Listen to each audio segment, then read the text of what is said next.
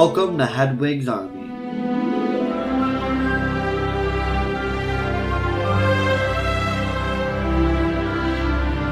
Hosted and produced by Josh Clayton and Trevor Feldner.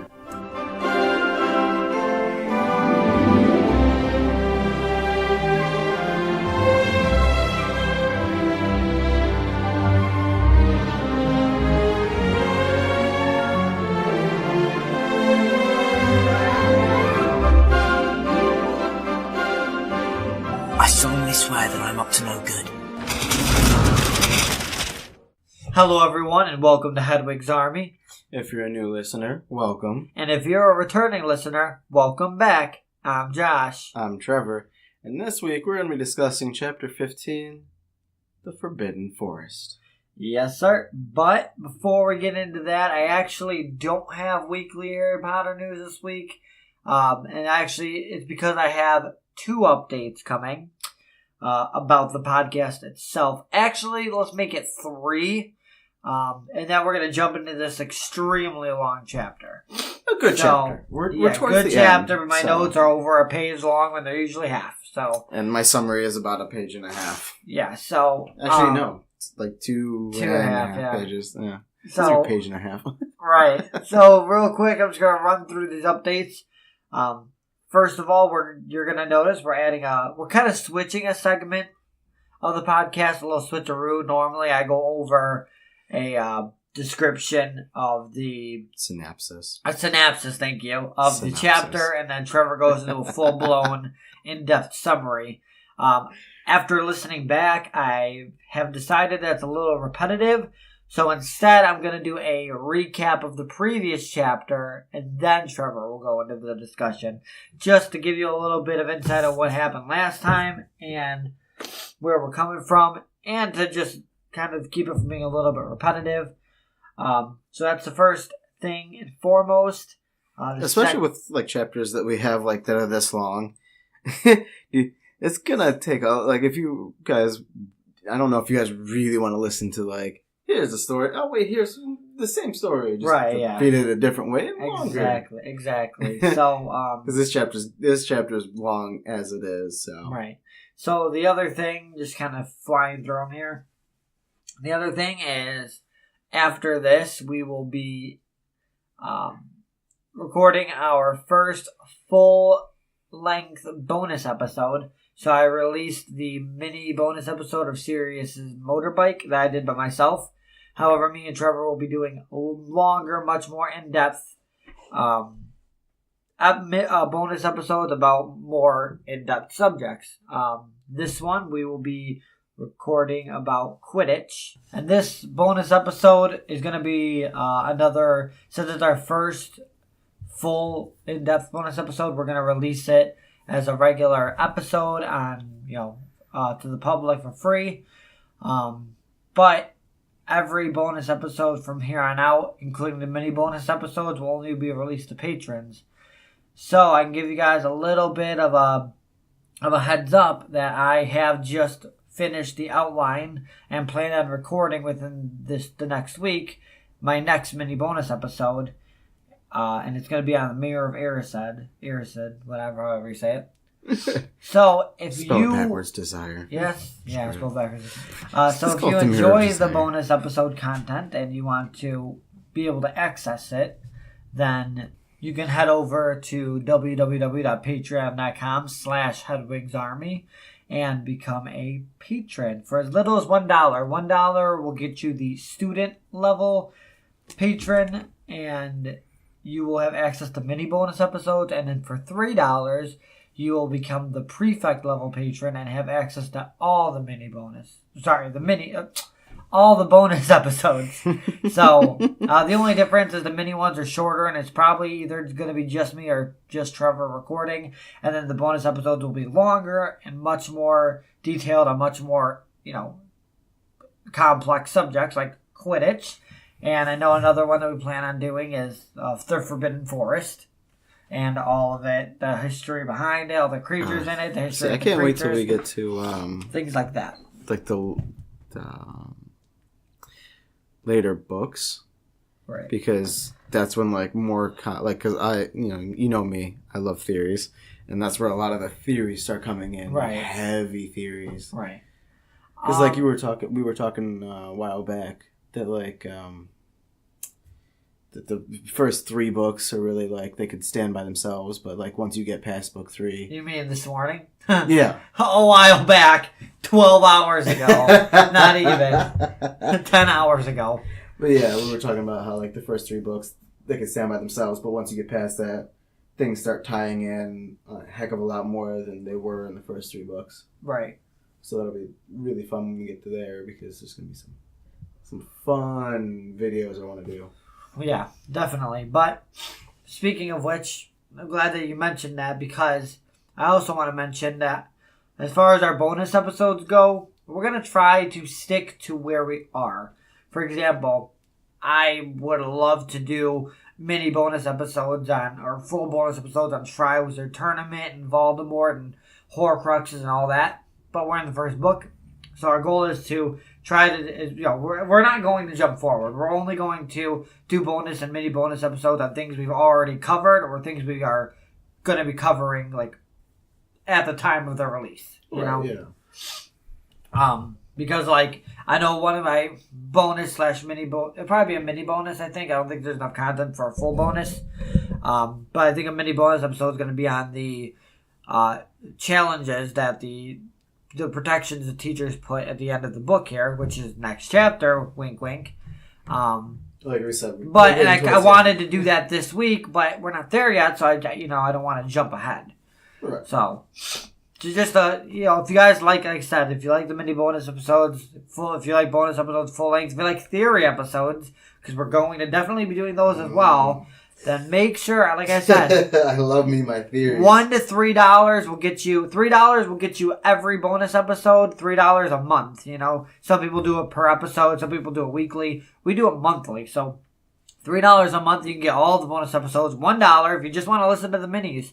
I mean, it's The minis are still pretty interesting. Right. I mean, yeah, it's as little as that. So I mean, if you want to go further above and beyond and become a higher level patron, we will be eternally grateful for you for doing that, and you will get all the great perks. You get your name shouted out. You could possibly be on an episode. You can be a guest on an episode. And you can send us ideas for bonus episodes for us to do, because we also want to start doing character episodes. We have a lot of things we're going to be rolling out, which is a lot of the reason why sometimes we don't get this out on time is because we want to do more than just a chapter episode. We want to be able to, when we get together, we want to be able to record as much as we can. So we have to make sure that we're both, we are available. Very, very busy. Yeah, we're very busy people. Like I said before, we're both married. We both work full time. I stream nearly every day. And when it gets warmer, I'm going to be gardening. Yeah, so we try our very best to get together. Like I said, we were speculating ways to kind of avoid missing weeks, which is why we're doing this on a Tuesday afternoon after work, which neither of us like preferably doing because it takes a little time we have after work. I mean, we love doing this, don't get us wrong, but we're going to do this and then the bonus episode, and it's going to be like 3 to 4 hours of work, and then we're going to get off, go to bed, and go to work the next day, which is fine. It's not a big deal. We want to get the content out, obviously. We enjoy doing it, but because we're so full, we can't always get it done on the weekend. So that's my little, rant on that. Anyways, the third and final thing, finally, excuse me, third and final update I have for you guys is a big one I'm excited about. We're having our first upgrade to the podcast studio, or whatever room, if you would call it. Right now, you probably see that our voices, they are a little bit echoey.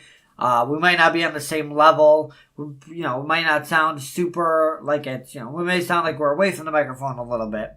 I mean, we are, but We are. That's the thing. We are. We're sharing one microphone right now. this isn't the Trevor has 60s a very... and going, oh my god, I really need my... Oh, you're going to blow the eardrums, bro. Oh, I'm sorry. For once in your life. But no, yeah, I was going to say, so Trevor speaks soft, so I got to push the microphone towards him a little bit, which causes me to have to yell a little bit, which is why I cough a lot and why it sounds like I'm echoing everywhere. We do want to upgrade the studio a little bit and get some better, like some soundproofing stuff to keep the echo out. But wow, there's a lot of ranting. Basically, the point I'm trying to make is I've gotten software that allows us to record with 2 microphones, and Thursday I will be ordering a new microphone off of Amazon, and it should arrive before our stream on Sunday. So hopefully, if everything goes according to plan, our next stream, we will be recording with 2 separate microphones, allowing us to have better sound quality for you guys, and we'll be able to be, one volume for the most part. Yeah. But again, that's all, because for us, it doesn't make much of a difference whether I'm talking into this microphone or a separate microphone. But for you guys listening, we want you to have the best quality sound experience you can have. So we're doing that.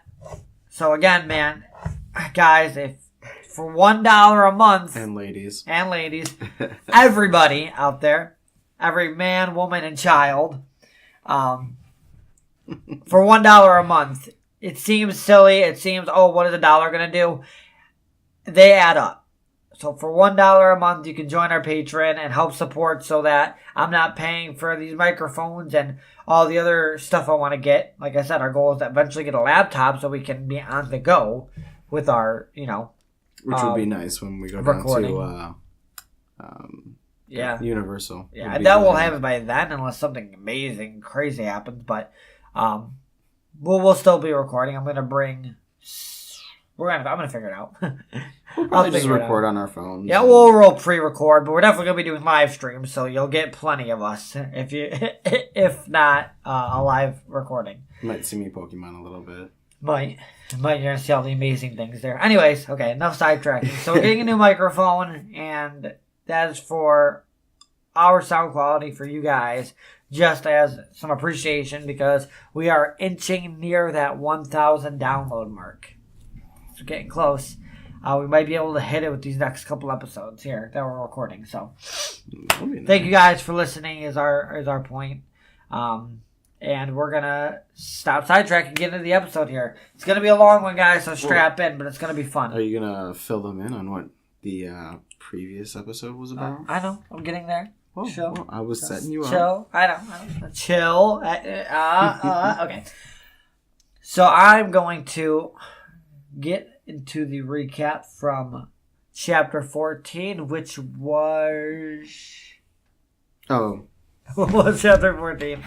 I'm drawing the worst blank ever. Nicholas Norbert the Norwegian Ridgeback. Yeah. That's it. So this is chapter 14, Norbert the Norwegian Ridgeback. It's a hard word. So, the trio cross Hagrid in the library while they are studying. They question him about the Sorcerer's Stone until they agree to meet him at his hut rather than discussing it in public. At his hut, Hagrid reveals the teachers that have a part in the protection of the stone. Eventually, they discover the reason behind him being in the library. He has a dragon egg. The trio go to his hut to see the dragon egg, and Malfoy peeks in, catching a glimpse of it. After writing to Charlie, he agrees to have some friends of his pick the dragon up and take it away. On their way to meet his friends, they pass Malfoy, getting busted for being out past curfew. Everything was going smooth until they were heading back to their common room, where they were busted by Filch because they had left the invisibility cloak atop the astronomy tower. That's basically a very quick recap of what happened. I also realized reading this that when it's 2 a.m. in the morning and I type a recap, I don't make any sense because I literally had to come up with that on the spot because I was put all the wrong words in it. that's a good segue, though, into the next chapter. Chapter 15. Chapter 15 out of 17. So we're almost there, guys. The Forbidden Forest. It's forbidden. It's not to be talked about. We gonna talk about it. Which is interesting. It's not so forbidden. Very interesting. When Harry and Hermione get caught, Hermione can't even think of a good lie to get them out of trouble. In there it says that, Harry's amazed. He's like, she's not even coming up with anything. Right. She has nothing. She's just accepting her fate. And Harry, obviously, he's like, well, I'm an idiot for leaving my invisibility cloak. Yeah, basically. Up in the tower. Basically. Side note, we're going to eventually find that invisibility cloak. But I think it, had somebody else found it, would have been very interesting. No. They don't find it. No, I'm saying, it gets returned to them. Yeah, it's delivered back to them by Albus Dumbledore. Doesn't specifically how I'd say it, but spoiler alert, it's Albus Dumbledore. Right, but I'm saying, had anybody else found it, would have been interesting. Actually, how did Dumbledore know it was there? Because it's Dumbledore. He knows everything. Oh, right, he can see through. He's probably... It's been hinted that he can see through the unseeable... invisibility cloak. Well, and, I'm sure... Here's the thing you don't realize. Here's the thing that people don't seem to grasp onto. Albus Dumbledore... he's smart. I know people know that he's wise and smart, but when he probably heard through the grapevine about the dragon egg because it wasn't quiet once Malfoy started ranting about it. And, I'm sure he found out about it, or he already knew about it somehow. There are a number of ways he could have known about it. But anyways, he probably knew the whole plan before it happened, because it's Dumbledore. He was probably up on the roof with Harry and Hermione watching them. It's just my guess. I could be completely wrong, but I wouldn't put it past him, because we know he can go invisible without an invisibility cloak, and it's Dumbledore. He knew Harry was sneaking into the Mirror of Erised literally days after he's been doing it, when it seems like when nobody's caught him doing it. Well, Dumbledore also had reason to be there in the first place, though. Well, yeah, we know, definitely, but I'm saying, So it kind of lends to, the fact that he was already there, that he probably knew. He probably would have eventually found out.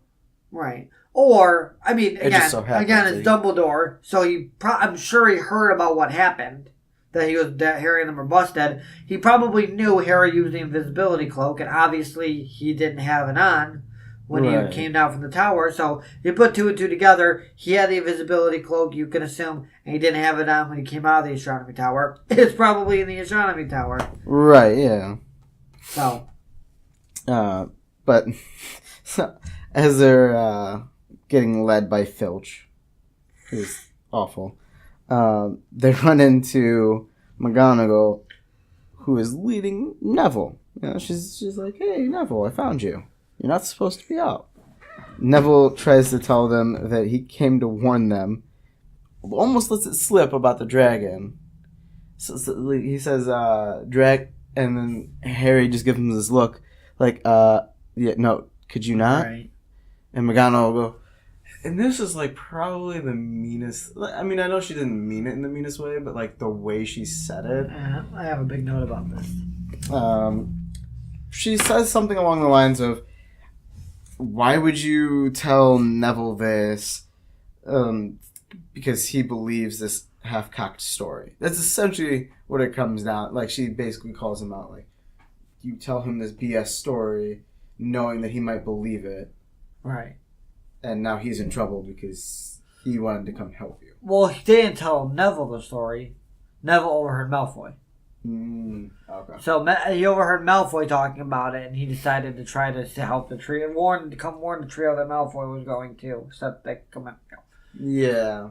But the way she says it, kind of yeah, she basically. You could tell that she basically he was hurt. Right. She basically says that he overheard Malfoy talking about it and wanted to come warn them, but that Harry probably thinks it's even funnier that Neville got, like, it probably adds to the joke because Neville got mixed up in it. Like, basically saying, like, oh yeah, we know that he didn't outright, like, you didn't outright tell him about it and lie to him about it, but you probably think it's funny that he also got busted in it while he was actually trying to save you, which is just kind of hard. Like why would you put that? And why would you put that in a 11-year-old boy's head? Like, I know he thought of it that way himself, but now he does because you said it, and it seems logical. But I actually have two really quick things. I'm gonna go over the Neville thing twice in two different parts. But, so here's the thing. First of all, I mean, Neville knows Harry to a point. They're not best friends. They're not as close as they're going to be later in the series. But he knows him to a point. He knows he's not a bad guy, you know? So, it's like, and he's 11, not so... stupid by any means, but, like... Right. Like, the way she said it, like, came off as, like, yeah, he's an idiot, and you had him believing this. Just like, I mean, I don't think it's, like, an idiot thing, but, like... Just like, you know, he got mixed up in it trying to help you, but you probably think it's funny that he also fell for it. Like, because the whole point is, she thinks he set Malfoy up to trick him as a joke. Right. Oh, right, because they did run into him on the way up. Right, so that's her thing is, like, she thinks, because she doesn't believe the dragon part, so she thinks, okay, well, you said this to get Malfoy to, like, believe it and, like, make fun of him for believing it, you know? Yeah. So she's thinking, okay, well... She's basically saying, so since Neville overheard Malfoy and also believed it, it's like a bonus. Like, I got Neville, or Malfoy and Neville to believe me and trick them. Which Neville gets hurt by it, which kind of drives me nuts. First of all, why would Neville even believe in the first place that Harry meant that? Because Harry didn't outright deny it, but Harry, like, if he really wanted if he really wanted to trick Neville, he would have told Neville the story, not Malfoy, and then Neville happens to hear Malfoy. So it's like, basically, like, if you call somebody ugly, you know what I mean? Mm-hmm. And they get mad about it, and they're talking about it, you know what I mean? They're talking about it later on in a different location, and somebody else that you know overhears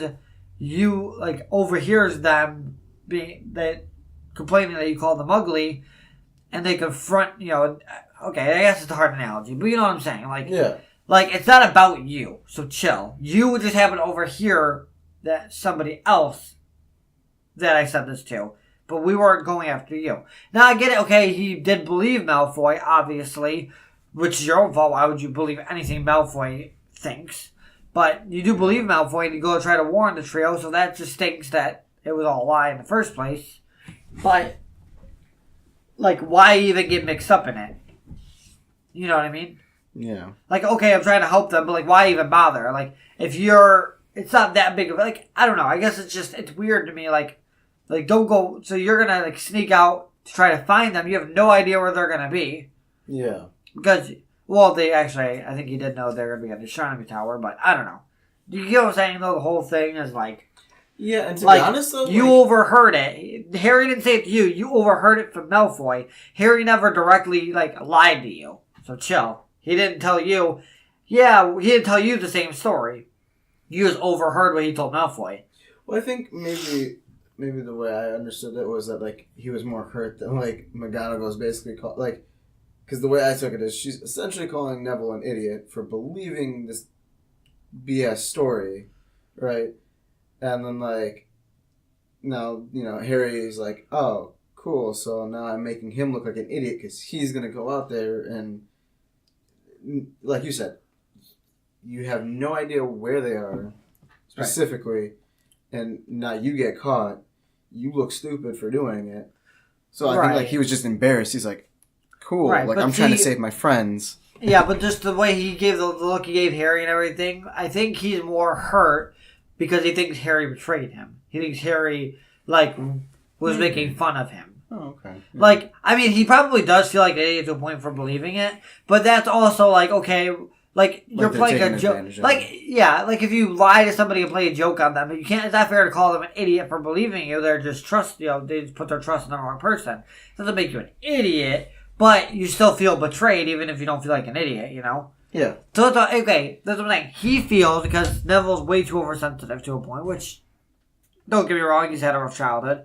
Understandably so. But he takes it in the way as if Harry told him the story straight out, targeting him to make fun of him. But really, he told the Malfoy to make fun of, well, he didn't lie in the first place. In the first place, he didn't lie at all. But if he did lie, it would be to Malfoy to make fun of Malfoy, and then Neville just overheard and got mixed up in it. That's not Harry's fault there. Right. So, it's them just like, I'm kind of mad at McGonagall for even putting that in Neville's head, but also, like, Neville, chill. Why don't you just talk to Harry about it later and he'll sort it out? Yeah. Which goes to my other point, which I'm just going to bring up real quick before you get into it. It's super quick and easy, but why would Neville, when they get back to the common room, why doesn't Harry just be like, yo, Neville, by the way, couldn't say it in front of McGonagall, but, blah, blah, blah. Tell him the story real quick. Or, if you don't want to tell him the full story, be like, yeah, we were trying to get a Malfoy. We never meant to get you mixed up in it, but, we were in trouble with McGonagall and I froze up. Yeah. Like, say something to the kid. He's sitting there crying, laying in bed, and you're just like, I don't know what to say to him. Sorry? Like, what? Apologize? Tell him the truth that it wasn't about him. Obviously, he's confused.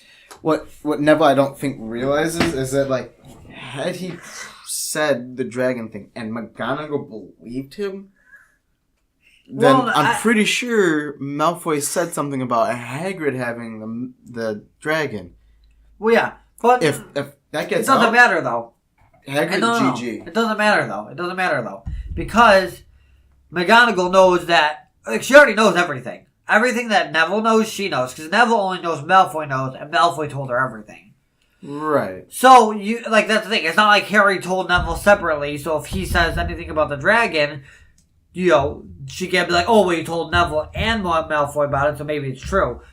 If she doesn't believe Malfoy, she can't believe Neville, because all of Neville's information came from Malfoy. No, I'm saying, like, okay, I guess. You know what I'm saying? Yeah. So, I think, I don't know why Harry stopped him from saying dragon. I don't know. Well, because I don't think he knew, like, he was thinking probably what I'm thinking.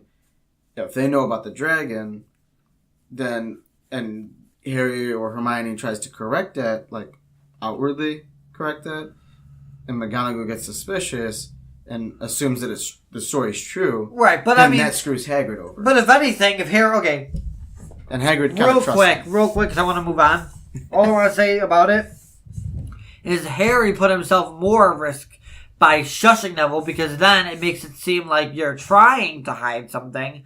But if he just lets Neville say what he says, and he's like, no, that was just part of the, trick that we told Malfoy, and Neville overheard Malfoy. Yeah. You know what I mean? Like, that's the thing. McGonagall already knows what Malfoy told her. She already knows that she already thinks, in quotations, that Harry set up a story about a dragon to get Malfoy to sneak out and get in trouble. Yeah. So if Neville overhears, again, it doesn't matter if he says anything about dragon, because Big G's, McGonagall's, wow, Big G, Jesus. Shout out to Swish and Flick there, jeez. McGonagall already, like, has put it in her head that Malfoy's lying. So, there go, if Neville's information is from Malfoy, right. It's also part of the lie. So, I'm just saying, if anything, it makes him more suspicious to shush him, because it's like, wait, are you trying to hide something? Is that why you don't want to say? Right, it draws attention. I got you. So, anyways. So for this, right, McGonagall gives them all the attention, right, and this is including Malfoy. We don't find this out till later, but it's assumed Malfoy gets attention. Well, yeah. That's and pretty obvious. And this is the most messed up part, takes 50 points. And they misunderstand. Like, Harry's like... Six sentences right there. Harry's like thinking to himself, he's like, 50 points? Okay, well, that just takes away the lead we just got. And she's like, no, you don't understand. 50 points each. Yep. and I feel bad for... Because I'm pretty sure, there was probably a bitter taste in her mouth while she's like, I'm not going to just screw us. Like, she didn't want to, but she didn't have really a choice. She's like, y'all just effed up. Didn't have a choice. Okay. Time out. First of all, they get the tension, okay? You're double... you're giving two punishments for one act, okay? That's illegal in American court system, okay? You can only be tried for one, you only get one sentence here, okay? You can't be double sentenced for something. So, here's the thing. First of all, you either get detention or you lose points. Because the points at Hogwarts are basically currency. Like, that's how they treat it.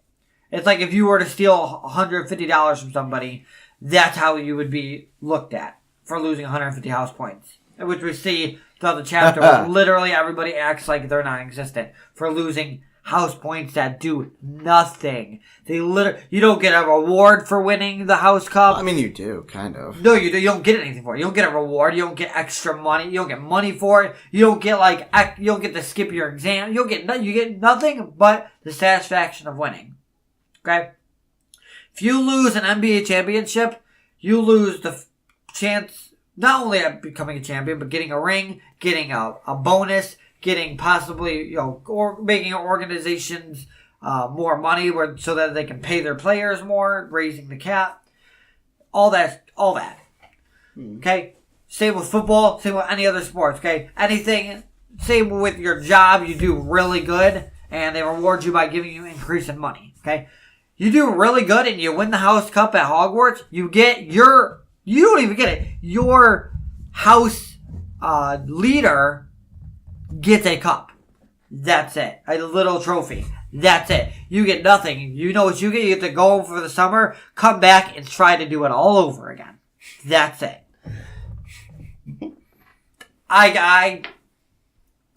Whatever the word is trying to think of. Digress. Thank you. I digress on the house points.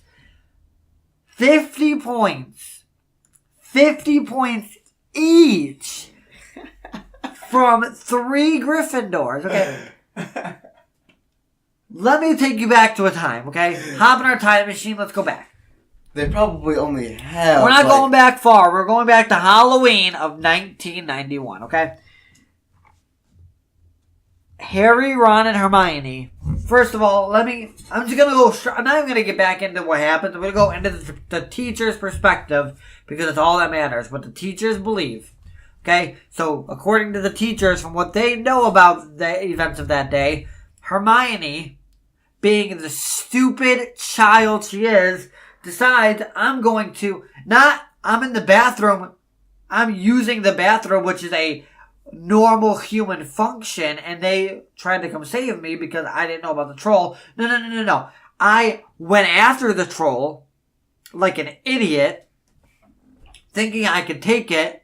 Harry and Ron did not have time to go get a teacher or an adult, so they followed me, and I'd be dead if it wasn't for them because I chose to go after the troll knowing where it was, which still grinds my gears. Why even lie about that? Just say you were using the bathroom.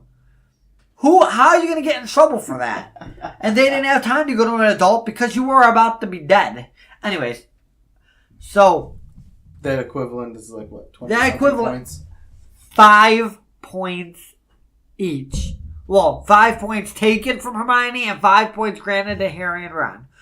For saving Hermione's life. Well, from Hermione's end for breaking rules, disobeying an order to follow your prefect, going after a troll in a dangerous situation, and then also knowing that because she basically made it seem as though she knew that Harry and Ron were following her, knowing that you're bringing 2 people to potentially their death with you. You get 5 points taken from you. For defeating a mountain troll, for saving a fellow student's life, that's about it, you get 5 points apiece. Okay? But God forbid you do a very normal child action of sneaking out of bed in a no place safer than Hogwarts. Hogwarts Castle, you sneak out of bed. That's it. You sneak out of your dorm at night. 50 points apiece and detention. Where's the rule book? I want to see the rule book. I want to see it. Where is it? Because this makes no sense. This literally makes no sense. I think she wanted to ingrain it in their heads. Right. You F up? Right. And I did write down. You pay the price. Well, okay, I did write down this is like the 5th or 80th time already that Harry's been in trouble. And she's like, so maybe she's like, look, you guys are driving me nuts. I'm just going to throw this at you. So I get that. Knowing full well that like the rest of Gryffindor house is going to hate doesn't even encompass this. Like it says that the Weasley twins, the guys that are like, yay, happy go lucky, are like, yeah, you are a seeker. That is all you are to us. But yeah, that's what I'm saying though. But like I said, I've already gone over why I don't like that, because that's dumb. Oh, God, man. You know, you beat Voldemort, great.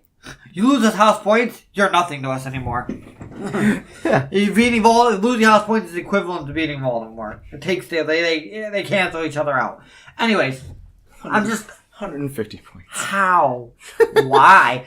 You stuck. Wait, what I want to know is, does Slytherin get screwed on that too? Do they get 50 points taken away? Yeah. All of them did.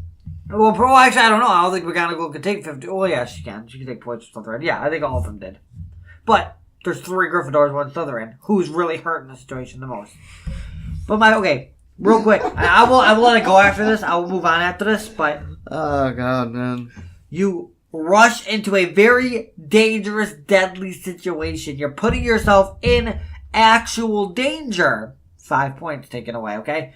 You sneak out of bed at night, which could be dangerous, maybe, but you're in the safest place in the world, which is Hogwarts, apparently.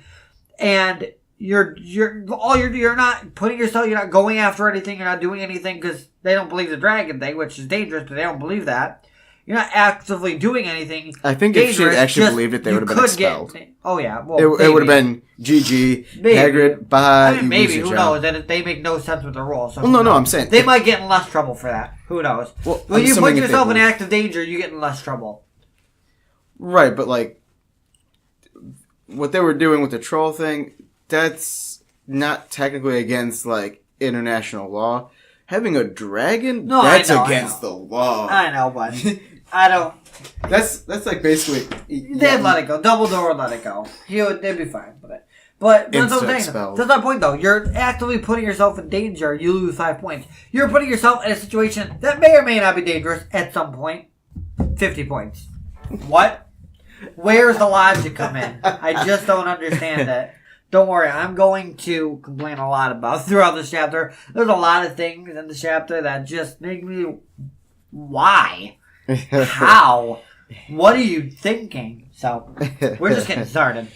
So, like we were saying, literally all the Gryffindors don't realize... I'm so sorry. Oh, wait. What part are you at? Maybe I should hold on to this. Did you talk about McGonagall talking to them already or no? What? Did McGonagall already talk to them in your summary? I can't remember if we got there yet. About what? The note? About the extension? No, like confronting them about it. 50 points. Yeah, that's what we just talked about. Was the 50 points? Right. Do you already? Where are you at right now? Sorry. Okay, never mind. I was gonna talk about this. I just didn't know if we were at this point yet, but I'm pretty sure we are. Yeah, they were all just dumbstruck, like, because Harry said 50 points, and she's like 50 points each. Right. Okay. Keep going. I might not have what you have, so you might as well just say. It's just okay. At some point, she said she's never been more ashamed of Gryffindors in her life. Do you have that? No, I don't have that. So I just want to bring that up again. She talks about McGonagall says to them, "I've never been more ashamed of Gryffindors in my life," and I think that's partially because like she's tired of them constantly breaking the rules and seemingly having this tiff. Right. This issue with Malfoy. Right. And seemingly can't let it go. And she's like, dude, you're 11 years old. Your problems are nothing. Time out. Let me just say something real fast. Their problem with messing with Malfoy, okay, that is an 11-year-old thing to do. I don't think she even cares about that at this point in time. It is just something kids do. They pick on each other. If they don't like each other, they do things like this, okay? Whatever. It's childish. I think she's more mad that they were actually caught out than if she just busted Malfoy. They probably wouldn't get in trouble if she just busted Malfoy. Right. They would get in trouble for telling him the story. They might I have think lost it's the 50 fact points that for Neville. they were actually out, and then on top of it. But my point is, sorry to go again. Talking about not being more. There's no way in the history of Hogwarts that they are the only Gryffindor students to be busted out of bed. Fred and George, the Marauders, okay? Yeah. But I'm saying, like, more. I'm sure there's more, but that's what I'm saying. There's no way they're the only students in the history to ever be caught outside of bed. Like, you make it seem like they murdered somebody. Like, that hasn't happened. I mean, somebody's died, but nobody's, like, chopped somebody up into pieces. Alright? If that happens, okay, take 50 points and then be ashamed of them. Getting caught sneaking out of bed? Points? I'm No, just saying. expel. I know, I'm just saying. You get to spend time with the Dementors. I'm just saying, I'm just saying. But, like, Get you can be ashamed of them. Sneaking out of bed, there's no way they're the only Gryffindors, they're the only students that have ever been caught sneaking out of bed. Like, it's not that big of a deal. And, like I said, Fred and George have never done anything more shameful, or the Marauders, or Snape. Like, none of these people have done something worse than sneaking out of bed. I mean, what was it, never book been so 6, ashamed? when the twins, they escaped from, or they're... Well, they love, but McGonagall loves that, though, because everybody hates Umbridge, and that's the 5th book. God, that's amazing. I can't wait till we get to that. Me neither. But I'm just saying, like, to say you've never been more ashamed, I mean, it's probably more of just an in-the-moment thing, but, like, if you really want to look at it, like, there's no way you've never I think she, been like, more cared ashamed. for them, kind of thing, and, like, it's like, you disappoint me. Like, I I know, expected but, more like, of you, Jesus, and... you just snuck out of bed. They're kids. They do that. Are you kidding me? I used to sneak out of my house every once in a while. Like, what? Yeah. Yeah. I'm just, anyway, sorry. You can continue now. It's just stuff like that. I'm just like, what? They snuck out of bed. They're fine. Right, and so nobody... Like, this happens at night, that she takes the 150 points. And then, the next morning, Gryffindors are like, get a little confused. You know, it's like, huh? 150 points? What happened? I'm confused. Right. Everybody's here. Nobody got expelled. Okay, I'm confused. And then word gets around, yeah, first years, including Harry Potter, screwed you guys on 150 points. So, Gryffindors are obviously upset. I can understand that. Like, you just lost I mean, like you said, there's not really other than the trophy, but, like, you basically cost us having any chance of catching up. Right. There's no chance we're catching up.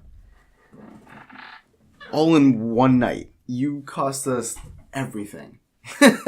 So I can understand Gryffindors being just a smidge upset.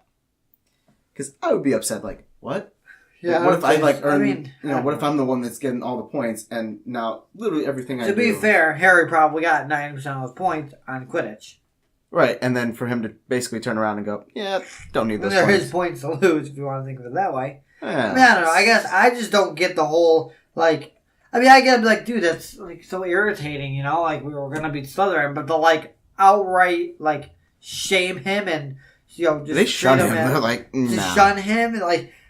for losing some house, but they literally do nothing for you. They mean nothing. It's all just an arrogance thing. Like, Yeah. I'm better because we have more house points. You know? But it's not even it's not just the Gryffindors. Hufflepuff and Right. Ravenclaw are also like, dude, come Right. on, man. Which Nobody's makes- gonna beat Slytherin right, now. Which makes sense if you're looking at the world where they get upset about this thing, where people care about it, it makes sense because they really want to beat Slytherin. But I'm looking at a world where it's like, who cares? They're just Right. those points. Right, but I'm saying, like, if in what they're thinking, like, if we were them, like, I could totally understand literally everybody except for Slytherin going, dude, come on, man. You ruin any chance that we have of tearing down Slytherins because we're tired of them being arrogant, like, oh, 6 years in a row. Yeah, but, like, I mean, I get it. I'm So just I saying. Like, to be upset with Harry is fine, but to shun him like he just ate your sister, like, bro, like, that's what I'm saying. They treat him like he's freaking, like, I don't know, like he's You know who doesn't treat him weird. like It's weird. Slytherins. Slytherins are like, of yeah, course not. dude. Thank you. We love Of you, course man. not, man, because A, they get to see But, like, okay, here's another thing. You don't see Slytherin angry at Malfoy like that. He lost points, too. Yeah, but 150 points is a lot to lose. Yeah, it is. I'm just saying. They're not like, dude, what the heck, man? 50 compared to 150. I'm going to say whoever loses 150 is going to be a little bit more And you know salty. what? I blame I blame Hufflepuff and Ravenclaw, okay? Which... So they lose 150 points, which puts them from first to last. So the point differential isn't that much. 150. And in hindsight, like, it's not that much difference. That means, when 3 Quidditch matches back to back. Right. So let's say Gryffindor had 300. That means they go down to 150. So Slytherin had to be between 150. Slytherin, Ravenclaw, and Hufflepuff have to be between 151 and 299. So they're not super far from each other. So, the reason I blame Hufflepuff and Ravenclaw... is they're not doing their part to try to beat them either. No, because Malfoy also lost 50. So let's say they had 299 and Gryffindor had 300. Now Gryffindor is at 150. Slytherin will be at 249. So you're telling me that Ravenclaw and Hufflepuff both have less than 249 but more than 150? What are you guys doing? Do something. Help us out of here, okay? We also made him lose 50 points. It's like, yeah, we took ourselves down, but we knocked him down with us for the good cause. Like, no, it's not really a reason. I'm just saying, like, yeah, like you're gonna blame us. What are you guys doing? At least we had a shot there because of me, because I'm good at Quidditch. Right. Well, and so speaking of Quidditch practices are a heck of a lot less fun, seeing as everybody either ignores him or calls him just Seeker. That's how they name him. For the next few weeks, Harry decides that, you know what, that whole studying thing that Hermione was about, yeah, let's just do that, because Right. Yeah. that seems a little bit better than having to deal with... yeah, he's all for studying now. Seeing as being around people is not fun anymore. And just before the exam, but I think it says about a week before the exam, he catches Quirrell talking to someone. We, as the audience, know that like Quirrell is talking to himself. Spoiler alert. Well, he's not talking to himself. Well, he's in the room by himself, because Harry goes into the room thinking, "Oh, he must have been talking to Snape or somebody." Right. I do want to say real quick, because I do have a note on that real fast, but I was rereading it, and Harry thinks that Snape was in the room, right? Mm-hmm. Okay. And I've always read it as he's talking to himself. However, Harry he comes out the front door, the front of the classroom. Harry enters, and the back door to the classroom is open. Harry came in to just, the end of the conversation of whatever back and forth it was, because he didn't hear Voldemort talking to him. He just only heard Quirrell. Is it possible that Snape was in there? Like, Maybe. I mean, I still think he was talking to Voldemort and himself, whatever. Yeah. But you would hear Voldemort talking, so he came in at the very end of the conversation. So the fact that you didn't hear Snape talking doesn't mean much, because you also didn't hear Voldemort talking.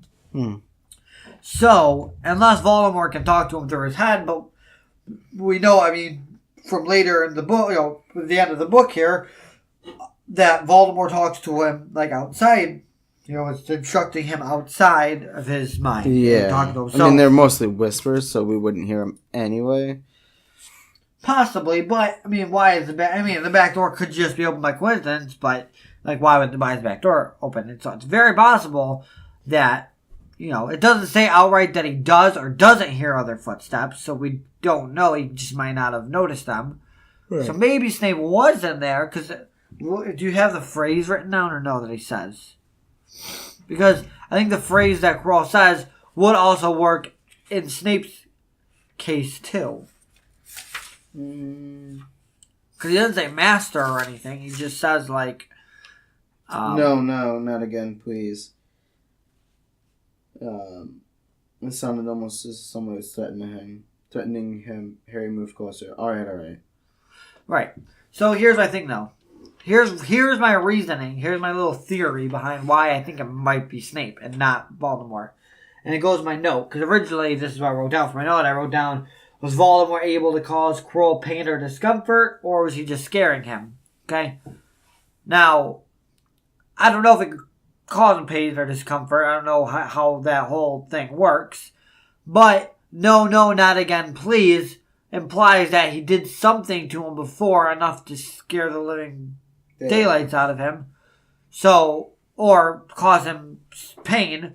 So, but like when else would he have done that? And why? What is his reasoning for doing it now? That's why I got caught on. It's like, what do we learn between now and then that makes that scene significant towards Voldemort? And it makes it significant towards Snape, because maybe Snape is reading his mind or something, using legit. Who knows? Maybe Snape is torturing.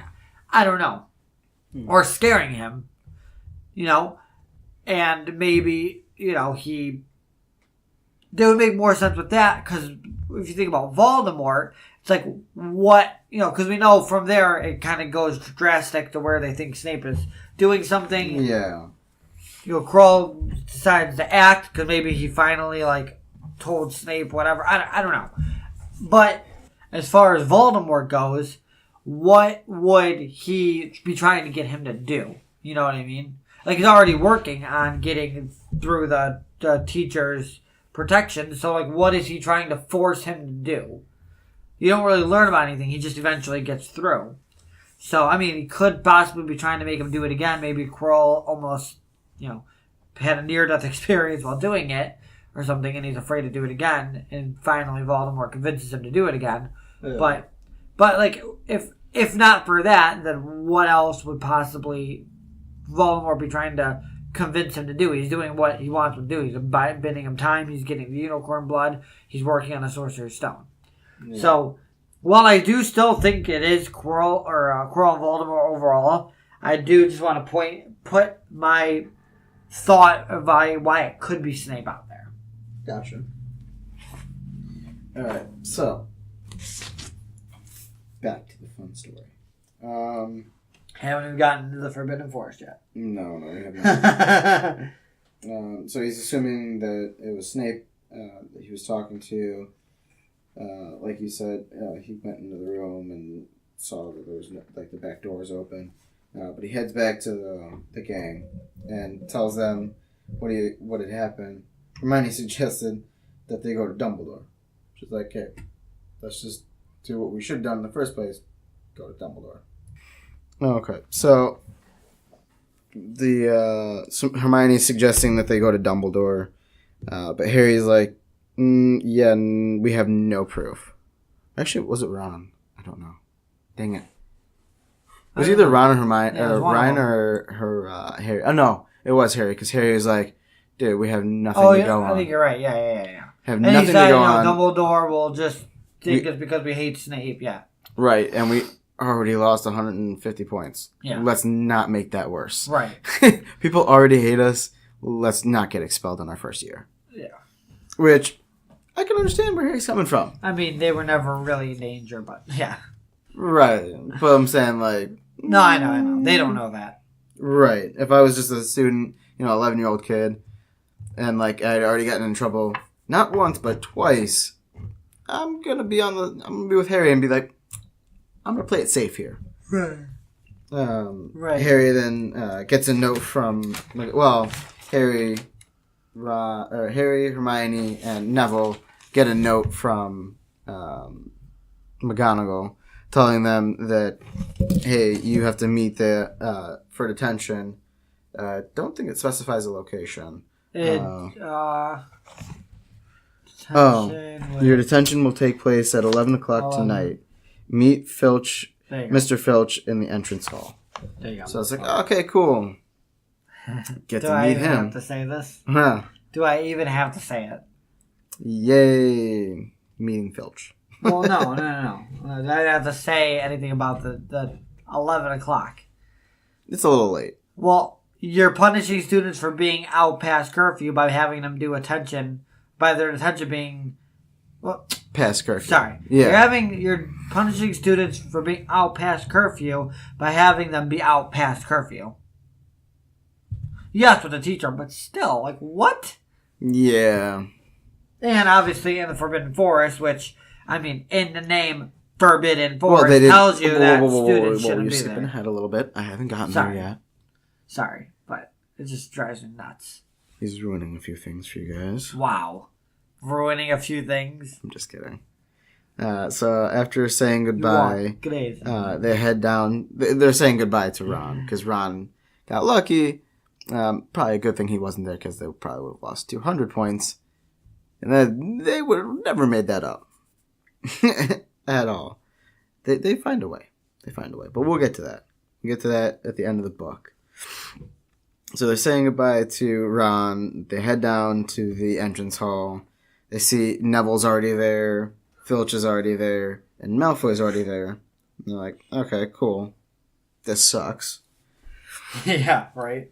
Filch starts Great walking start. them down the grounds of Hogwarts.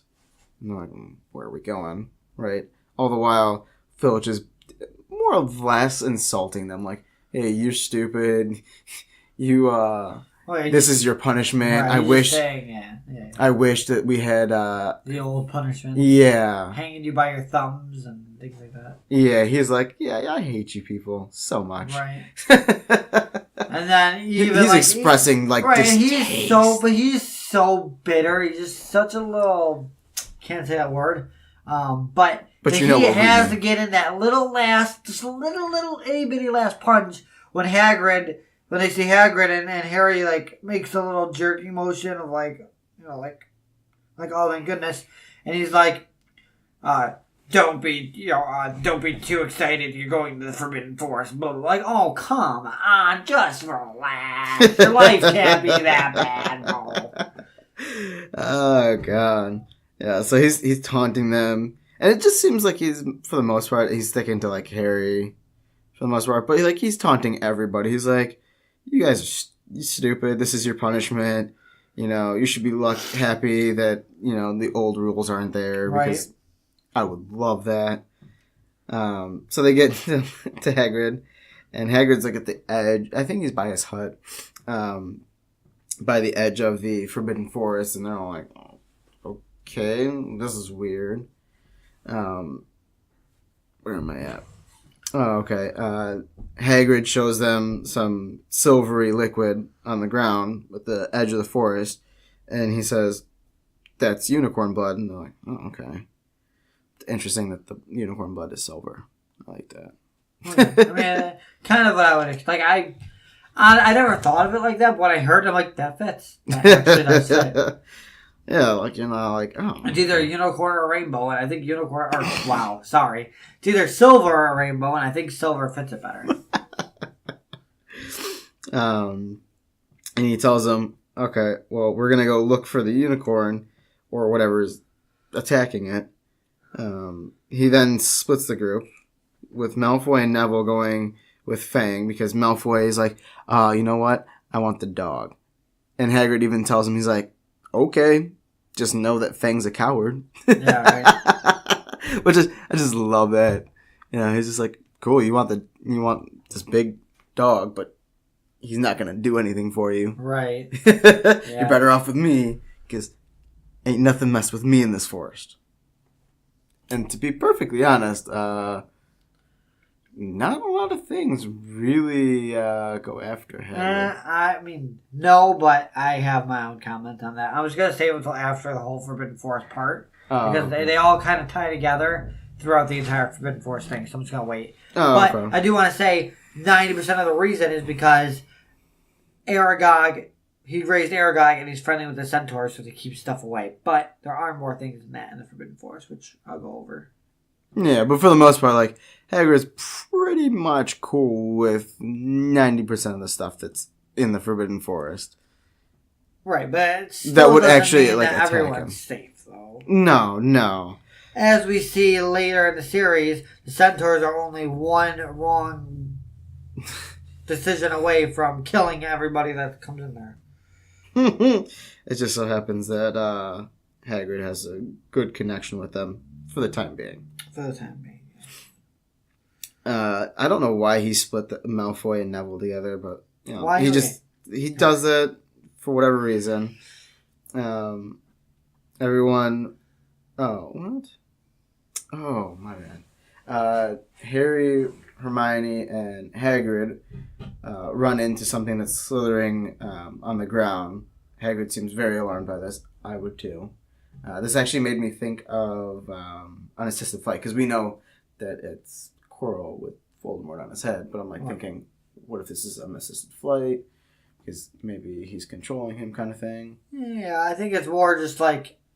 Because in the movie, I believe, we actually get to see like the movie, what looks like a Dementor almost. Yeah, I think he's just more so like just have the long cape on. It looks like he's floating. Yeah. But I think it's just like to give you... I think it's more so to give you the illusion that it's not like completely human. Right. Not completely like it's evil. And Hagrid even points it out, because like Harry's like, oh, was that was that some animal, like a werewolf or something? He's like, nah, that's none of those things can keep up with a unicorn. Unicorn is super fast, so this is not human.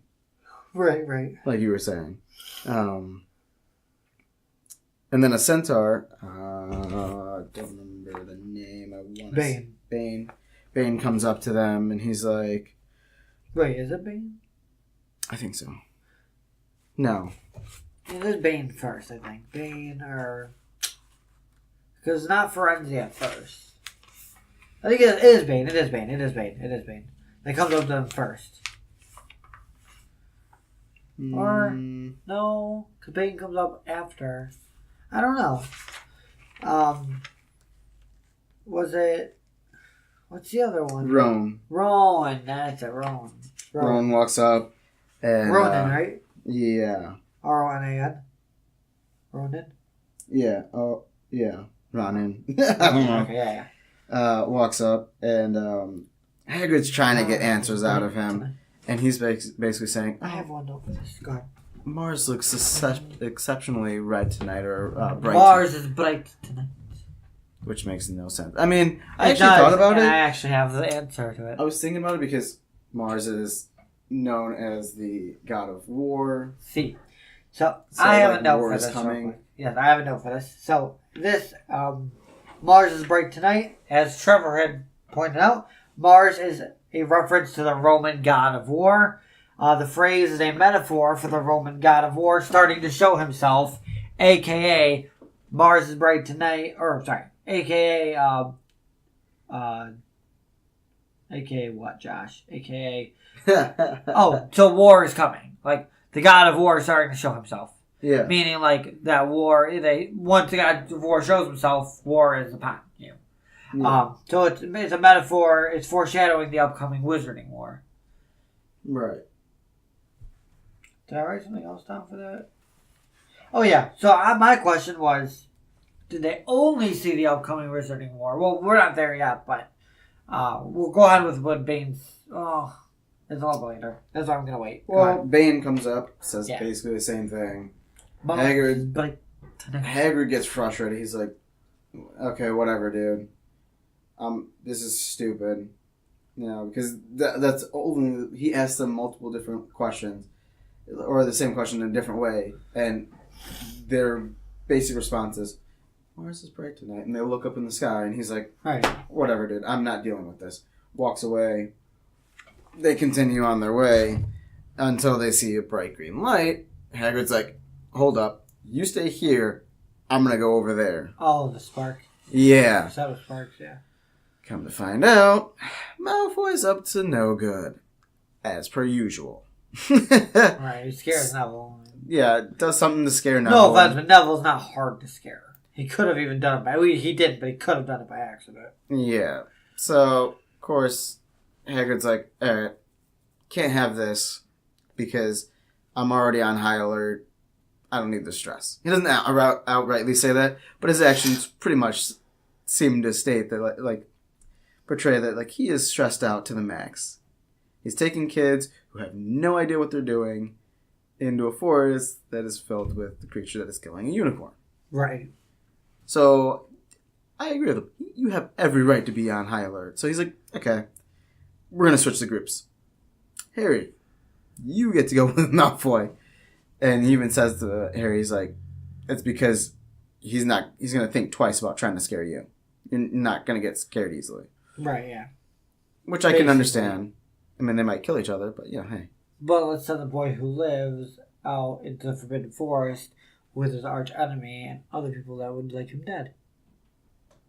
Hagrid's choices are like, eh. I still have a lot of notes to talk about Hagrid's choices.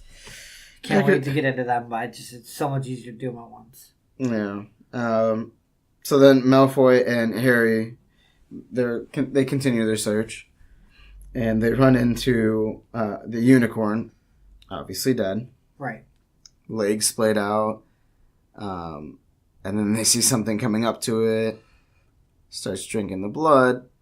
Malfoy and Fang, they're like, yeah, no, I'm good, bye. Yeah. But Malfoy decides, Malfoy's like, let me just add a scream to it. Let me just scream and bring all the attention to us.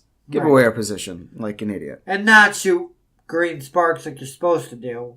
Yeah, he like totally breaks every rule that he's supposed to be following. I mean, neither did Harry, but Harry was kind of traumatized. Malfoy was in his mind bright enough to run. Harry's like, what do I do? Oh, do I just stand here? Yeah, and the creature starts coming towards him.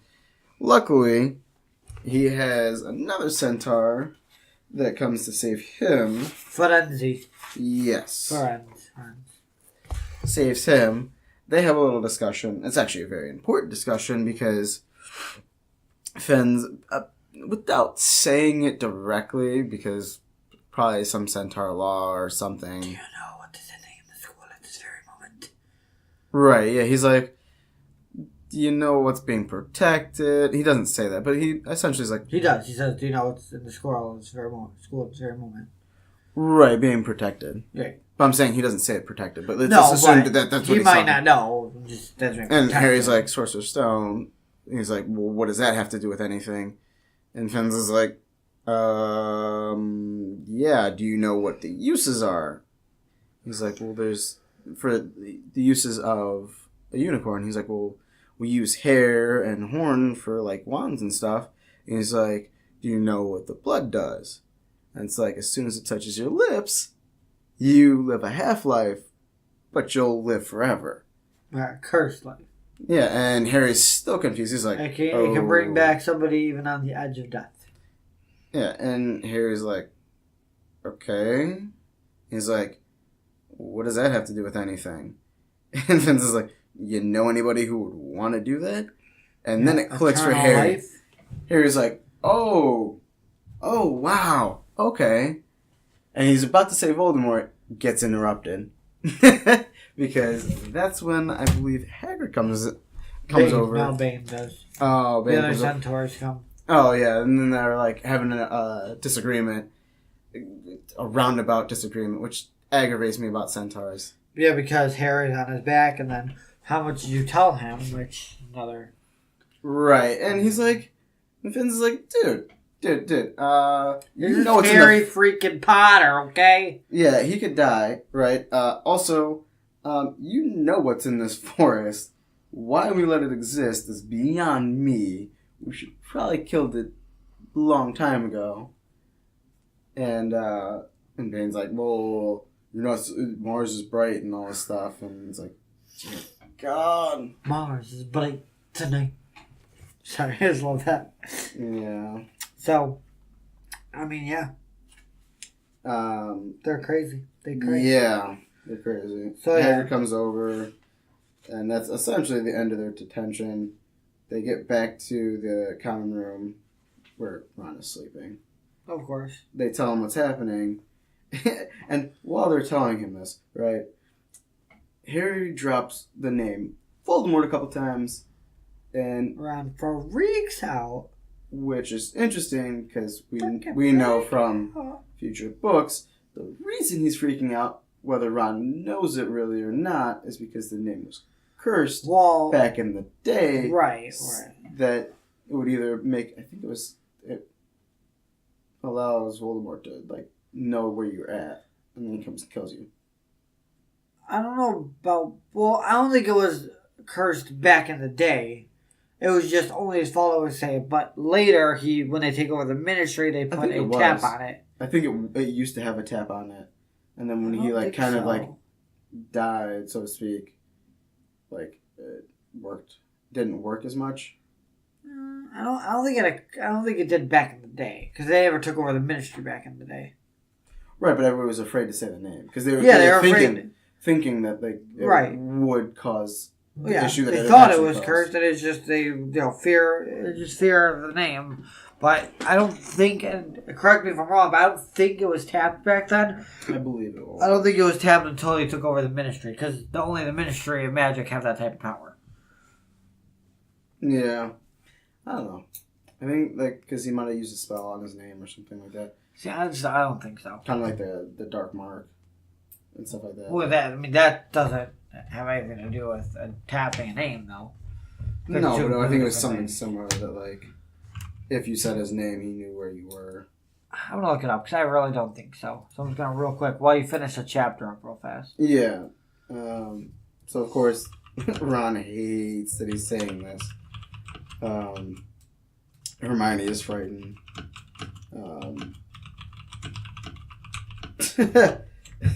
Harry says something really funny.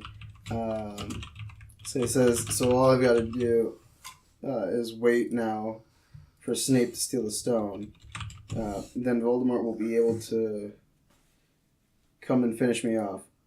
Well, I suppose Bane will be happy. Which is interesting that he says that because he eventually, in Book 7, does something similar to this, offers himself to Voldemort in the forest. Makes me wonder, was Bane happy? When Harry died? Yeah. For the quickest of seconds, was Bane like, yay! Everything happened as it was supposed to. Because that was also part of the argument that Bane and Phineas were can't pronounce the name. That they were having. It was like, don't interfere with things. Things are already set in motion. It is the way it is. We vowed that we weren't going to interfere. What? Phineas was like, nah, bro. Why do we just sit around? I will align myself with humans. Yeah, so, sorry. I mean, I don't think it outright says it. I'm just kind of looking up real quick on his website. But I don't think people, from what I read, he wasn't as powerful in the first Wizarding World as he was in the war as he was in the second one. But there's a statement in the very first chapter of the book from Dumbledore to McGonagall, and he says, "My dear Professor, surely a sensible person like yourself could call him by his name. All this you-know-who nonsense. For 11 years I have been trying to persuade people to call him by his proper name, Voldemort. It all gets so confusing if we keep saying you-know-who. I have never seen any reason to be frightened of saying Voldemort's name." So... But that is Dumbledore, so... Yeah, but but Dumbledore's... I mean, he could probably take on... He's not stupid, though. He knows that he's powerful, more powerful than everybody else. He mentions this, nonchalantly and cocky in many times throughout the series. He knows he's more powerful than every other wizard. But he's also not dumb. He's not going to tell people to say the name if it's going to send Voldemort to them to kill them if they can't take Voldemort. I've been telling people there's no reason to be afraid to say the name. Right. That basically implies that there's no negative annotation to the name other than the fact that people are afraid to say it. Yeah. You're not wrong. Okay. So, I'll do more research on it because I do want to get a straight answer, but that's just what I thought, and that's what I found in the research, the actual quote. So there. Also, what I want to know is, because this brings up a really good question, towards the end, Hermione says, Harry, everyone says Dumbledore is the only one you-know-who is ever afraid of. With Dumbledore around, you-know-who won't touch you. Anyways, he's... You can't be touched. Bless you. Sorry about that. You can't be touched. With Dumbledore around, you can't be touched. That makes me wonder,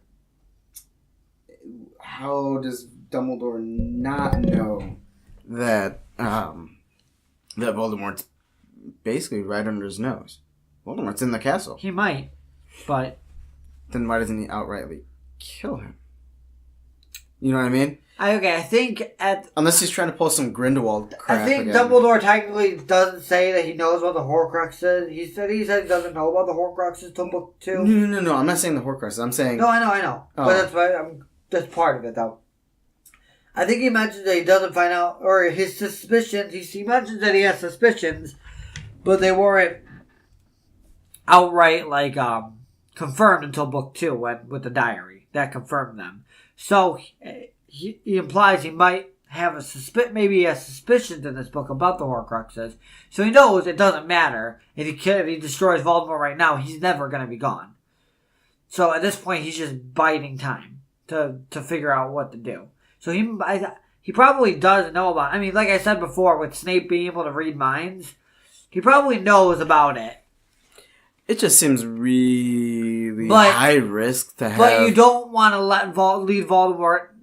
you don't want to let Voldemort know you're onto him. You want to keep it as secretive as possible. Because again, why would... If he didn't know anything about it, why would he randomly decide to bring the Sorcerer's Stone to Hogwarts and then also take extra protection and infusing it into the mirror if he doesn't know anything about it? He's got to know something. He's gotta. He also transports it back to Hogwarts the day that Gringotts gets robbed right before that. Yeah. So he knows something's up. It's Dumbledore. He knows something's up. But he might not know exactly that it's Quirrell, but I think he does. I think he doesn't want to let Voldemort on that he knows about it, trying to bide some more time to figure out what he's going to do.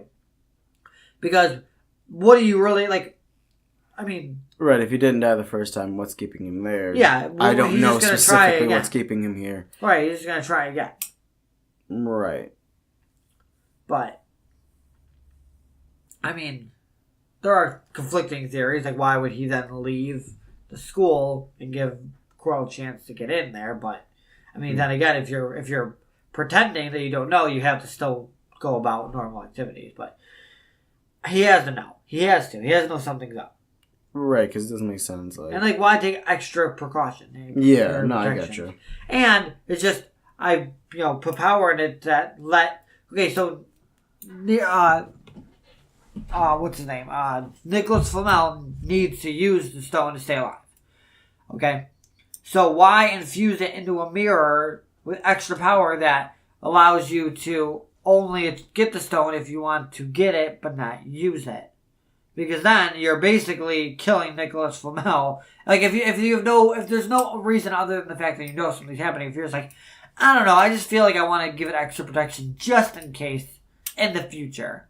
Well, now you just took his life source away, so if he wants it, you better find somebody that, you're screwed either way, because whoever you try to get it for you is getting it so it can be used. Mm. You know what I mean? Yeah. You just killed your best friend by doing that. So you better have a good reason. Yeah. Okay. If that makes sense, Yeah. That makes sense. So. Whoa. This guy hit 2. Oh. So they basically talked through the rest of the night into the morning. And then they get a note from on his sheets. He pulls back his sheets, sees a note. It says, just in case. Because it's his invisibility cloak. Yep. Just in case. Telling you, man. This is literally, and I will say this forever. This is Dumbledore's test on Harry. He's testing Harry to see if he's worthy, to see if he's able. Because that's my only explanation as to why he wouldn't out Quirrell. Because I don't think he wants to out Quirrell or Voldemort, but I don't know why he wouldn't. Unless he wants to test Harry. Yeah. Then you give him back the invisibility cloak. And you kind of make Harry the only person, not the only person, but one of the only people that are able to get the stone. Because you have to get it, because he knows Harry's he doesn't know at this point, but he has a hunch, which, Dumbledore's hunches are always correct. Mostly. He has a hunch that Harry is the saver. You know what I mean? He's the hero. He plays like to play the hero, which we see throughout the series. So he knows like whether it's Harry is gonna want to get the stone to protect it, not to use it. Anyone else that was looking for the stone wants to use it. The only person besides Dumbledore who would want to get the stone would be one that wants to protect it. Right. And there are only a few people out there that would not be tempted to use it. So, but yeah, just furthers my theory that Dumbledore, that Hogwarts is just a big Voldemort test for Harry Potter. Anyways, so I'm going to kind of backtrack a little bit into my notes back into the Forbidden Forest. I have a lot of notes here. I'm just going to kind of sum through them because there's a lot of repetition now that I'm reading back through them. You're going to what through them? Sum through them? Like summarize through them. You mean skim? Well, yeah, but summarize them. Oh, okay. You know, summarize through them.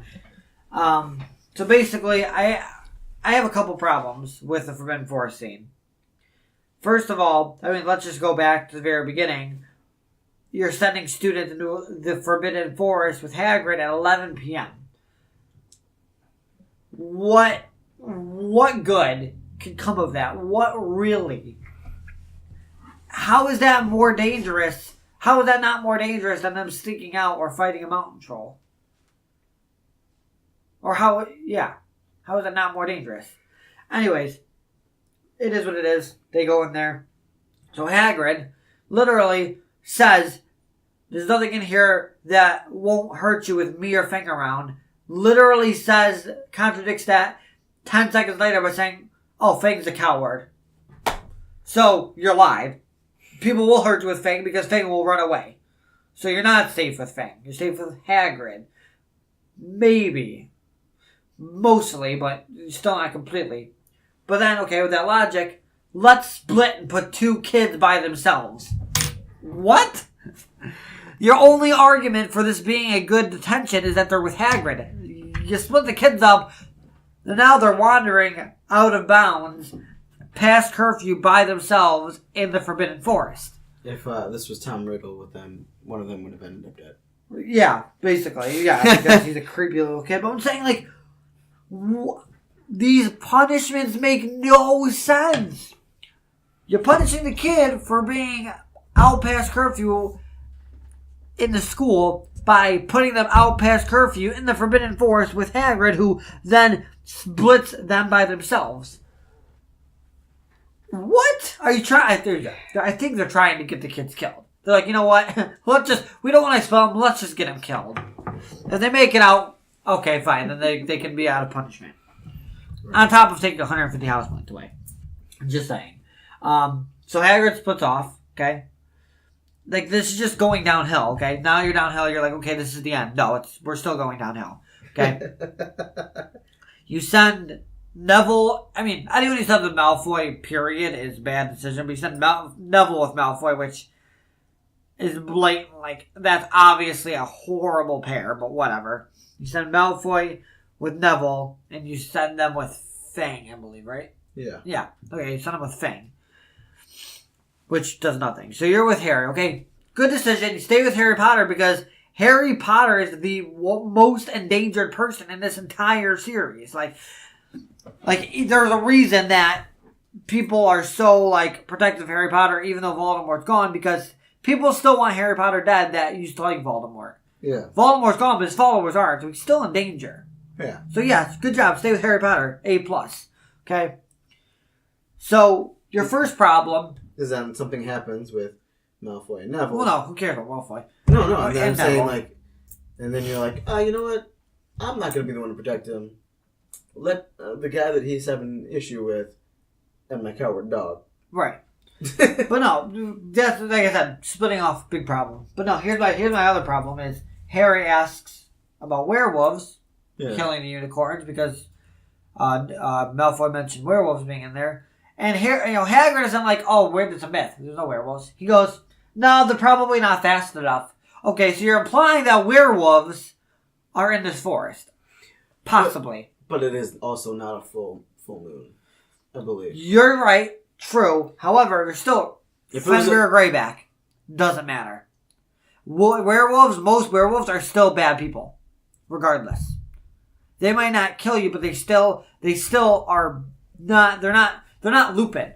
Most werewolves are not Lupin. They're not abiding citizens because they're shunned. Right. Think about it. Think about it. Even if you're not in werewolf form, you are living in a forest, bro. You are not a upstanding citizen. You don't think that they would, and if it is them, because Hagrid says he doesn't think they are, but if it is them harming unicorns, you think they're going to care about innocent lives? No. Do you think they're going to care that it's Hagrid? Bro. Number 2. Hagrid... Okay, nothing's harmed unicorns up until now, so anything that respects Hagrid probably respects unicorns, knowing their innocent lives. Centaurs definitely aren't going to kill them because they know that it's, cursed to do it, and it's super... they're super innocent. I don't mean to interrupt you, but one of the episodes I want us to do is going to be, on Thestrals and unicorns. Okay. Well, yeah, that'll probably be part of the Forbidden Forest. The bonus episode. Can't wait. We'll dive into there. I've heard theories about how they're connected. So a theory, we can go on. Yeah, we can do a theory episode on them. And it's probably not the spiders because, again, they respect Hagrid. I'm just assuming they have not harmed unicorns up until this point and they're probably not fast enough. So, those are the 2 things that you can... Would a cheetah be fast enough? Okay. Those are the 2 things that I know of that would respect Hagrid. Everything else is fair game. Thestrals, obviously. So, obviously, it's not... And he even mentioned at some point... Because, let's skip forward a bit. You talk about the thing slithering on the ground. He even says at that point, I've never seen that. I've never heard that. I have no idea what that is, okay? So, now, at this very point, we know something we don't know is killing innocent... going out of their way to kill... the most innocent thing, and it, I forgot what they say, but it's like a stain on your purity by doing this. Yeah. You're basically, giving up your pure innocence by doing this.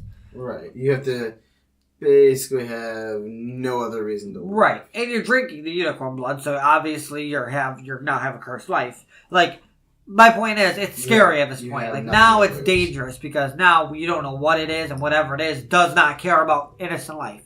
At all. They will instantly murder you, probably. So at this point, you're thinking, okay, fine. It's gone downhill. It's pretty bad.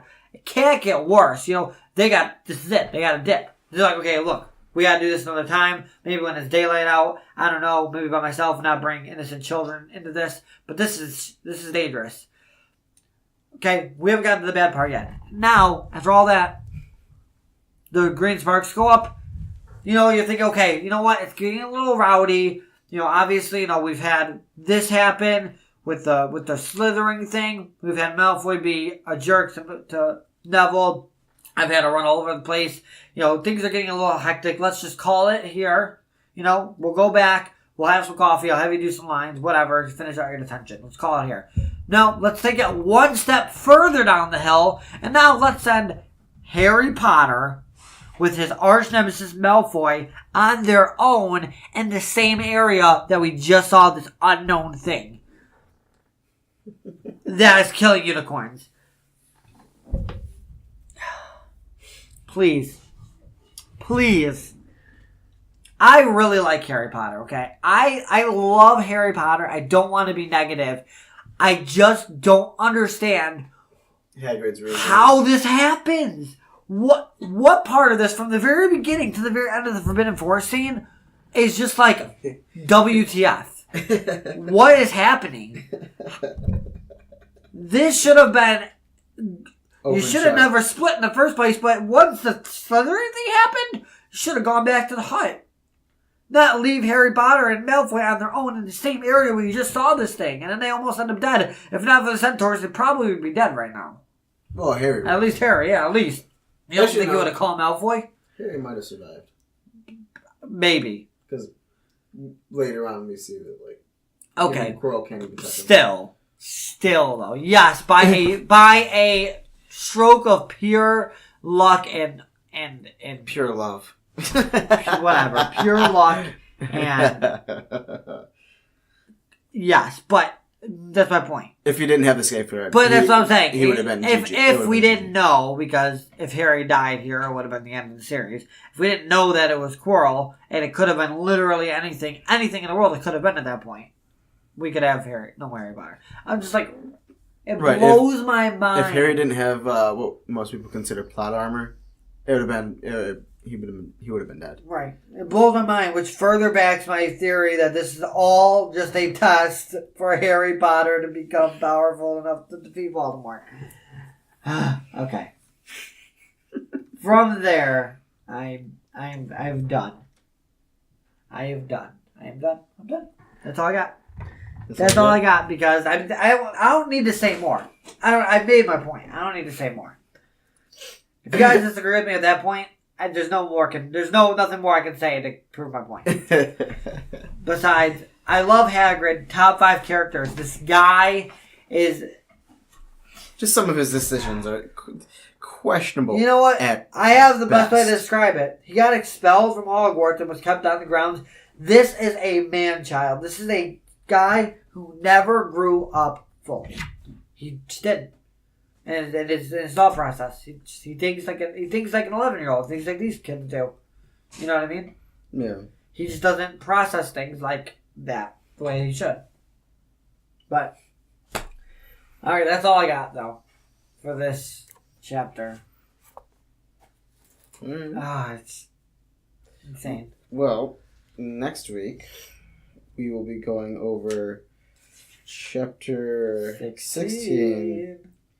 Through the trapdoor. Oh, it's not the man with 2 faces. So chapter 17 is the last chapter. It's man with 2 faces, right? I believe. Man with 2 faces. That's it. Should be it.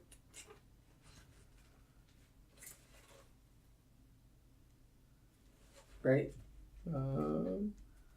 Just go to your, you go to the beginning where it shows the chapters. Oh, and it gives us a snippet of... Chamber. Yeah. Okay, so Man with 2 Faces. I knew there was only 2 more chapters left, but I thought Man with 2 Faces and then it was something else. So through the trapdoor and then the Man with 2 Faces. Okay. So next week, we get to go through all the protection charms. Protecting the Sorcerer's Stone.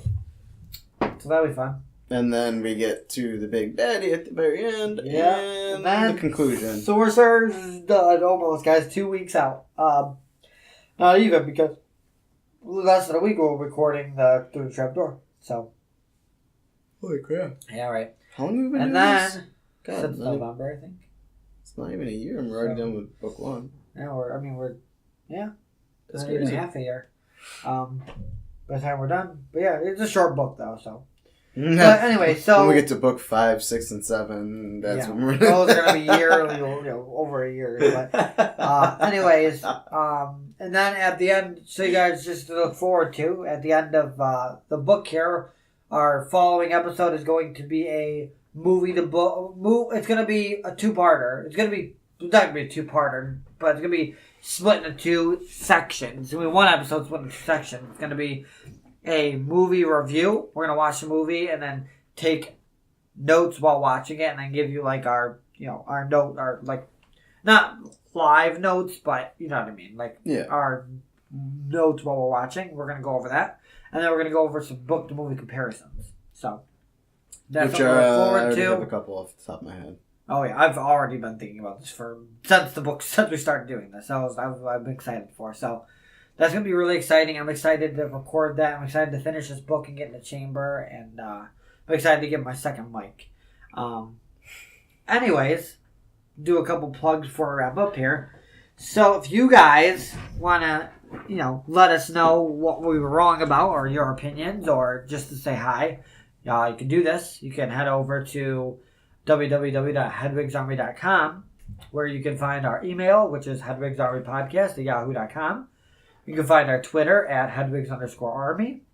You can find our Instagram. You can find our Facebook page. You can find all the different ways to listen to the podcast and support the podcast. But there's 2 big ways you can support the podcast that we really want to stress to you guys. The biggest and most important one out of everything is to rate and review us on iTunes. I cannot stress enough. It literally takes 60 seconds for you guys to just pop in there, throw on 5 stars, Heck, and you just could say just say following directions. Say Harry Potter is life. I don't care what you say. We don't need to hear that we're the best. Okay, we already know we are. We just honestly, all it's for is to help us grow on the charts, so that when people search Harry Potter in the podcast section, our little logo pops up with our podcast, and then we can grow and build our community, which will help us get new mics and a laptop and new equipment, and it'll give you guys a chance to meet other people who share the same interests as you guys. Exactly, and discuss this with other people, which is hopefully us. But and then we can get merch out. We would love to start merch out, but that we need to grow first so we can afford it. We need to be able to put out the money for it, and we need to have the right audience size for it. We want to be able to have an audience size that, and don't get me wrong, having every single listener is appreciated. Oh yeah, more than we can express. Like I said, we're almost at 1,000 listens, and it blows my mind that people have wanted to listen to us for 1,000 different times. But like I said, it doesn't just help us growing; it helps you guys because you get to listen to us more often. I mean, I want to do giveaways, I want to do cool things for you guys, but we need to grow first. We can't just pull this out of a hat. We need to have an actual audience, so a decent sized audience in order for this to become effective. Yeah. And believe me, nobody wants to do it more than us. I talk to Trevor daily about how excited I am about the podcast growing. But like I said, iTunes rate and review, get us up those charts. More than 50% of our listens come from the iTunes or the podcast app. So that's where you grow at as a podcaster. We don't use networks. We don't have, we don't pay to have our ads put out there. We don't use, promotions to get us, on other people's podcasts or to have people promote our podcast. We just do it ourselves. Right. So the only way for us to do that is by word of mouth. And you guys going on iTunes and doing those things for us. And we appreciate it very much. Yes. And the other way you can support us, literally, as I've said at the top of the episode here, for as little as $1 a month, just, you can go to patreon.com/Hedwigs Army and become part of the Patreon family. You can get perks, access to bonus episodes, access to our Discord, shout outs. You can suggest bonus episode ideas. You could have a chance to be on the podcast as a guest speaker or as a guest host. All those different things you can get. We have pins, which I think we're going to be changing to wristbands. You can get a wristband by joining the tier level. There's tons of cool things for you. And like I said, it may seem silly. Oh, what is $1 a month going to do for them? If we get 100 people doing that, it's $100 a month. You know what I mean? It adds up. If we get 20 people doing that, even $20 a month, the microphone I'm going to buy is like a $40 mic. If we had 40 people give us $1 a month for Patreon, you just paid for our mic, Right, and then that's money that we could either put into something else or, that we could put towards our Harry Potter trip in May so that we can make it super awesome and then give the content out to you guys because we're going to be recording and going live on my Twitch channel and stuff. So again, just 2 simple ways. Like I said, if you're like, I really don't want to commit to doing $1 a month, which I understand that, I also listen to Patreon to podcasts, and I don't join all their Patreons, even no matter how low it is. I get it. You might not be able to do the commitment to even $1 a month. You might not want to put it on your card for whatever reason. That is perfectly fine. It's understandable. All we ask on is at least, if you could, go to iTunes to do that for us, because that helps us even more than Patreon. That helps us more than $1 a month, because growing is more than anything. That's the whole point of a podcast, is to have an audience, and you guys can help us do that. So please, please, please, please, we beg you, if you could do that, it'd be great. We spend so many hours a week doing this, and all we ask, besides however long to listen to it, is to just a 60-second review. It makes such a big difference. So that's all I got. Anything you'd like to say before we head out? Just prepare yourselves for some interesting chapters. Some very... they're probably going to be they're about the same probably as this chapter. Maybe a little bit less on that last one. We'll see. But expect some interesting stuff to be coming your way in the next few chapters. And I will say now, the Sorcerer's Stone book, it's not my... I don't want to say it's my least favorite, because I don't want to say I have a least favorite, but it is the one that kind of, like, drags the most. Part 1 of book 7. Well, I would say, as far as complaining, because I know it seems like I complain a lot about book 1, it is the one that I kind of gets you into enjoy the least. So, from here on out... What? You said it gets you into things, and you said, no. No, it's the one I enjoy the least, to be honest. It's because it's the most standalone book of the series. I feel like towards the end, though, it picks up. I promise I'll be much more enjoyable throughout the rest of the books if I'm not already. I hope I am, but if not, then I do thoroughly enjoy the next couple books and what they bring to the table. So that's all I got now for sure. I don't have anything else. Okay, well, guys, thank you again for listening.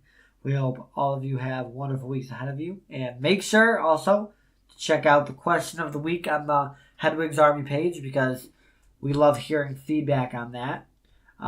We don't get many replies on there. We also don't promote it as much as we should. But we will read replies as they come in to the questions. So feel on free our to following reply. episode. So feel free to reply, because we have really cool. I'm just going to read out this week's question. You can either answer on there or email us, or literally all the 100,000s of ways. Okay, all the couple ways to contact us. You can contact us to answer us questions. Doesn't have to be through a specific thing. Question of the week.